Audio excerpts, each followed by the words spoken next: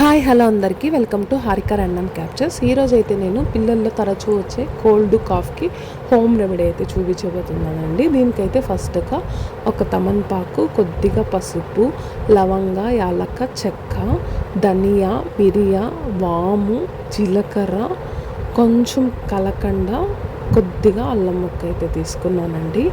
First అయితే ఈ ingredients యాలక, చెక్క, మిరియాలు, ధనియాలు ఇవి ఉన్నాయి కదా, ఇవన్నిటిని అయితే బాగా వేసి అయితే దంచేస్తున్నాను.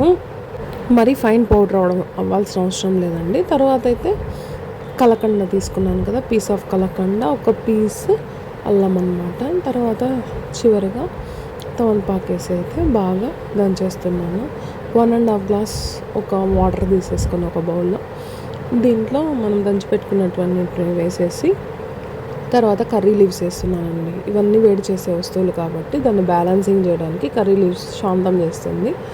ఈ ఫ్లేవర్ కొద్దిగా నచ్చకుండా ఉండేవాళ్ళు కొద్దిగా టీ పొడి వేసుకోవాలి, లేదంటే స్కిప్ చేసేయచ్చు అనమాట. చూసారా, ఇలా బాగా బాయిలింగ్ తర్వాత దాంట్లో కొంచెం వాటర్ని మాత్రం తీసేసుకొని ఫిల్టర్ చేసేసుకొని కొద్దిగా తేనెని యాడ్ చేసేసుకొని పిల్లలకు పట్టించేసారంటే రొంపు పడిశం పట్టినా కూడా బాగా తగ్గిపోతుంది. ఇలాంటి మరిన్ని అప్డేట్ కోసం నా ఛానల్ అయితే ఫాలో అవ్వడం మర్చిపోకండి. ఒక లైక్ అయితే చేయండి. Thank you.